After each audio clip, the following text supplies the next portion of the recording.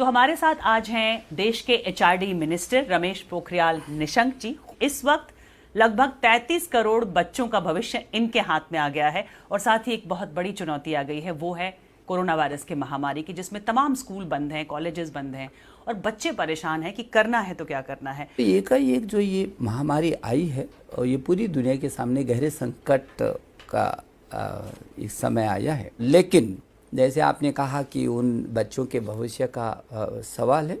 हम लोगों ने, जैसे हमारे देश के प्रधानमंत्री नरेंद्र मोदी जी बार बार कहते हैं कि यदि बड़ी चुनौती हो और उस बड़ी चुनौती का डट कर के मुकाबला हो तो वही चुनौती अवसरों में भी तब्दील होती है। और हमारी शिक्षा मंत्रालय ने इसकी कोशिश की कि हम उन बच्चों को एक साथ जो घरों पर हैं उनको हम ऑनलाइन शिक्षा दे सकें।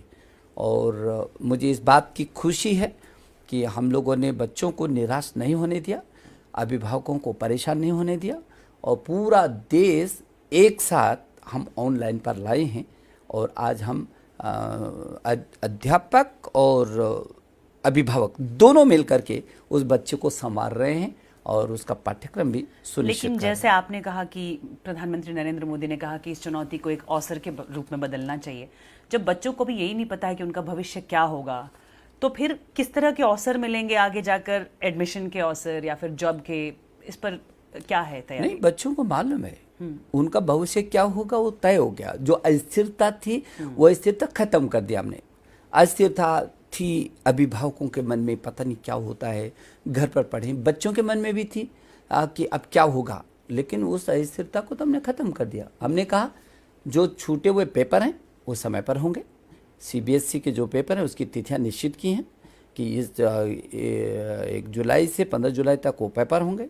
हमने कहा कि जो नीट है, जेईई है, मेंस और मेन के अलावा जो जेईई एडवांस है, इन सब की तिथियों को भी हमने निश्चित किया। आपने एक बहुत बड़ी तैयारी कर ली है जुलाई के महीने में कि जेईई भी होगा, नीट भी होगा, सीबीएसई की परीक्षा भी होगी। क्या बहुत बड़ा टास्क नहीं है सोशल डिस्टेंसिंग के इस दौर में? कैसे करेंगे उतने सारे क्लासरूम का अरेंजमेंट, या कैसे इतने बड़ी तादाद में स्टूडेंट्स एक साथ परीक्षा देंगे? देखिए, हमारे सीबीएसई बोर्ड के लगभग 71 प्रश्न पत्र तो हो गए थे। तो लगभग 1.5 करोड़ से भी अधिक उत्तर पुस्तिकाएं जांचने के लिए हैं। अब जो 29 विषय रह गए हैं, जो प्रश्न पत्र, केवल हमें उनका ही करना है। और उसके लिए भी हमने ये तय किया है कि उनको एक जगह से दूसरी जगह जाने की ज़रूरत नहीं है। वैसे तो सीबीएसई के हमारे लगभग 5,000 से भी अधिक परीक्षा के केंद्र थे, लेकिन उनको अब हमने उन केंद्रों पर नहीं जाएंगे बच्चे, अब जाएंगे बच्चे तो अपने ही स्कूल में उनकी परीक्षा होगी। बच्चों के ऊपर बहुत बड़ा दबाव है, अभी परीक्षाओं की तैयारी कर रहे हैं, वो पढ़ाई कर रहे हैं। जब वो परीक्षा देने जाएंगे तो परफॉर्मेंस का उनके ऊपर प्रेशर रहेगा, उसके बाद उनके ऊपर सोशल डिस्टेंसिंग बरकरार रखने का डर होगा, संक्रमण से बचने का डर होगा, और कुल मिलाकर ये बहुत ज़्यादा उनके लिए मानसिक तौर पर भारी होगा। जो लिखने पढ़ने वाले बच्चे हैं उनको लगता है परीक्षा ज़रूर होनी चाहिए, क्योंकि उनको तैयारी होती है तो उनके नंबर जो मेरिट बनती है तो वो उसमें है, उनका दबाव है कि परीक्षा ज़रूर होनी चाहिए, और इसीलिए ये सारी सुविधाएं उनके लिए दे रहे हैं। मुझे भरोसा है कि मेरा बच्चा बिल्कुल तनाव में नहीं है, मस्ती के साथ वो एग्ज़ाम देगा। और फिर इस बीच उसको वक्त मिला है और फिर हमने ऑनलाइन उसको सारी सुविधाएं देने की कोशिश की, जिस सीमा तक भी हम कर सकते थे। लेकिन उस ग्रेट डिजिटल डिवाइड का क्या, जो इंडिया में है? आज भी 23-24% लोगों के ही घरों में इंटरनेट है, और गाँव में कई बच्चे तो मोबाइल फ़ोन पर ही डिपेंडेंट हैं, उनके पास डेस्कटॉप भी नहीं होता है कि वो पढ़ाई करें। तो ऐसे में आपको क्या लग रहा है कि सबको शिक्षा मिल रही है ऑनलाइन पूरी? देखिए, अचानक ये जो परिस्थिति आई ये किसी को भी पता नहीं था, और उसको कुछ नहीं मिलने से कुछ मिल रहा है, बल्कि कुछ से और आगे मिल रहा है। हम लोगों ने ये तय किया है कि पूरे ऑनलाइन जो शिक्षा है इन परिस्थितियों में, क्योंकि और कोई विकल्प अभी आपके पास दिखता नहीं है, तो अध्यापकों को मदद से जो हम लोगों ने ये पाठ्यक्रम ऑनलाइन दीक्षा, स्कूली शिक्षा के लिए दीक्षा और ई पाठशाला, इस पर सीबीएसई के भी और एनसीईआरटी के भी सारे कोर्सेज हैं। अंतिम छोर पर रहने वाले बच्चे को भी शिक्षा दें और वो भी वंचित न रहे, हमारी नज़र उस पर है। यदि उसके पास इंटरनेट नहीं है और यदि उसके पास स्मार्ट टेलीफोन नहीं है तो उसको चिंता करने की ज़रूरत नहीं है। उसको उसी ढंग का पाठ्यक्रम करके हम उस स्थान पर लाएंगे। ज़रूरत पड़ेगी भविष्य में तो रेडियो का भी प्रयोग करेंगे। आपको जो ये चुनौती मिली है, क्या उसके लिए शिक्षा तंत्र तैयार था इस चुनौती को लेने के लिए जो आपको विरासत में मिला? देखिए, कोई भी तैयार कहाँ होता, किसको मालूम था ये सब कुछ होने वाला है। लेकिन हाँ, हम लोग भविष्य की तैयारियों में जुटे हुए थे कि एक दिन ऐसा ज़रूर आना है जब शिक्षा को ऑनलाइन होना है। एक दिन ज़रूर आना है जब दूरस्थ क्षेत्र में बैठे बच्चे को भी सभी वो सुविधाएं मिले जो शहरों में रहने वाला बच्चा है। तो इसकी जो तैयारी में हम लोग जुटे थे, वो एकाएक जैसे आया तो हमने और स्पीड बढ़ाई उसकी, और बहुत तेज़ी से बढ़ा करके हमने काफ़ी कुछ उसको पकड़ने की कोशिश की। लेकिन क्या आपको नहीं लगता कि भारत में शिक्षा तंत्र जो है वो कभी किसी सरकार की प्रायोरिटी रहा है? क्योंकि अगर रहता तो इसके लिए बजट ज़्यादा एलोकेट होता, कैटेगरी सी में नहीं रखा जाता इसको। ऐसा क्यों हुआ? ऐसा नहीं है। हमने ज्ञान जब बाहर की फैकल्टी को हम यहाँ लाएंगे, लेकिन अब ज्ञान प्लस क्या हमारी फैकल्टी भी बाहर जाएंगी।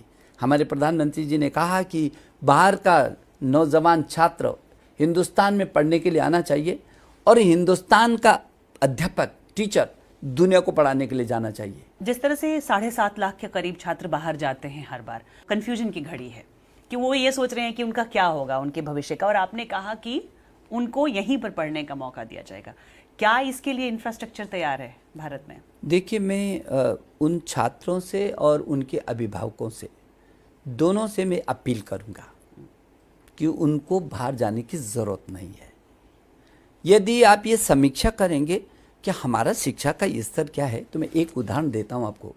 हमारे शिक्षा का स्तर ये है कि दुनिया की शीर्ष जो कंपनियां हैं, उन शीर्ष कंपनियों के सीईओ जितने भी लगभग अधिकांश प्रतिशत वो हिंदुस्तान से पढ़ करके गया नौजवान है। तो हमारा स्तर कहाँ है? यदि वो विदेशों में ज़्यादा अच्छी शिक्षा थी तब तो सब वहीं के छात्र उन श्रेष्ठ कंपनियों को सीईओ होते। लेकिन ये हम गर्व के साथ कह सकते हैं। आपको जब मैं सूची दूंगा, ये कंपनी, और वो मेरा चाहे खड़गपुर से है, चाहे आईआईटी दिल्ली से है, और चाहे मद्रास से है, चाहे मुंबई से है, और चाहे कानपुर से है, चाहे वो गुवाहाटी से, हमारी जितनी आईआईटी है, आईआईएम हैं, एनआईटीज़ हैं, आईसर हैं, यहाँ से निकलने वाले बच्चा और दुनिया में छाया हुआ है। हमारा स्तर, हमारा एनआईटी है, हमारा आईआईएम है। आप सोचिए 125 करोड़ की आबादी है, आप 33 करोड़ बच्चे हैं, क्या उनके लिए उतने संस्थान हैं? बहुत संस्थान है और बढ़ाएंगे हम इनको। प्राइवेट स्कूल फीस ना लें, क्योंकि शिकायतें आई हैं कि फीस अभी भी उतनी ही ली जा रही है। हम जब शिक्षा दे रहे हैं, जब सब जगह बेसिक स्कूल हैं और उसमें हम फ्री शिक्षा दे रहे हैं पूरे देश में, हम सर्व शिक्षा अभियान के तहत दे रहे हैं, चाहे कोई भी राज्य क्यों नहीं हो, वो सब दे रहा है। उसके जो सरकारी स्कूल है उसमें आने की मनाही नहीं है, तो फिर दिक्कत कहाँ है? जाए ना उन्हें स्कूलों में, नहीं, लेकिन क्या इस नियम कानून के दायरे में प्राइवेट स्कूलों को भी नहीं आना चाहिए? नहीं, वो पढ़े ना। मैं दूसरी बात कह रहा हूँ, पढ़ने के आप छात्र पर केंद्रित होइए, अब संस्थाओं को पर केंद्रित मत होइए। नई शिक्षा नीति की जो आप बात कर रहे हैं, एक कौन सी वो फिलॉसफी हो बच्चों के मतलब बचपन से पढ़ाई से लेकर युवा होने तक, वो फिलॉसफी वो रखें अपने साथ? ज्ञान, विज्ञान और अनुसंधान, प्रौद्योगिकी और तकनीकी से युक्त होगी, समृद्ध होगी, लेकिन ये भारत केंद्रित होगी। कौन से भारत का मूल्य जिसकी आपने चिंता की है, इसकी सारी दुनिया चिंता कर रही है। इन जीवन मूल्यों की शिक्षा हमारी प्राथमिकता होगी, जो स्थानीय भाषा में होगी। हम भारत की जो 22 भाषाएं हैं, सभी भाषाओं में सशक्त करेंगे, चाहे तमिल है, तेलुगु है, मलयालम, कन्नड़ है, गुजराती है, मराठी है, वो चाहे उड़िया है, वो चाहे उर्दू है, हिंदी है, संस्कृत है, ये हमारे देश की जो 22 भारतीय भाषाएं, इनको और सशक्त करेंगे। और इसके माध्यम से हम ग्लोबल बनेगा ना। हम ये देश, हिंदुस्तान 130 करोड़ लोगों का देश है, ये दुनिया में छाएगी। हमारा जो विजन है, हमारे जो संस्कार है, और जो हमारे जीवन मूल्य हैं जिसकी आज दुनिया को जरूरत है, वो सभी उसी पाठ्यक्रम के साथ जोड़ते हुए लेकर के जाएंगे हम उसको। फ्यूचर ऑफ एजुकेशन, जब ये दुनिया बदल रही है कोरोना दौर के बाद, तो आप कैसा देखते हैं, क्या क्या बदलाव आएंगे? वो तो पूरी दुनिया में ही बदलाव आएंगे। इस कोरोना के बाद दुनिया का अपने तरीके का एक दुनिया होगी। स्वाभाविक ये है कि सभी पूरी दुनिया का हर देश, हर व्यक्ति, हर परिवार इन परिस्थितियों को झेल रहा है और सभी देश अपनी अपनी तैयारी भी कर रहे होंगे। हमने भी वो तैयारी कर रहे हैं, जहाँ हम शिक्षा की तैयारी कर रहे हैं, हम अनुसंधान की तैयारी कर रहे हैं, हम तकनीकी के क्षेत्र में, प्रौद्योगिकी के क्षेत्र में कैसे करके हमको गांव के साथ जोड़ना है, ये सभी हम लोग तैयारी कर रहे हैं। और मुझे भरोसा है कि शिक्षा के क्षेत्र में हमारा देश और समृद्ध होगा, सशक्त होगा। स्कूल कब खुल पाएंगे? स्कूल कॉलेज बच्चे वापस कब जा पाएंगे? हम आशा कर रहे हैं कि 15 अगस्त तक हम उसका रिजल्ट भी घोषित करेंगे, ये नई परीक्षाओं का प्लस जो तो परीक्षाएं स्कूल कॉलेज फिर अगस्त के बाद ही खुल पाएंगे? बिल्कुल। क्योंकि कोरिया जैसे देश में देखा गया कि उन्होंने स्कूल खोल दिया, लेकिन अगले दिन ही उनको स्कूल बंद करना पड़ा। हाँ, नहीं, हम अगस्त के बाद स्कूलों को खोलने की परिस्थितियां बनेगी।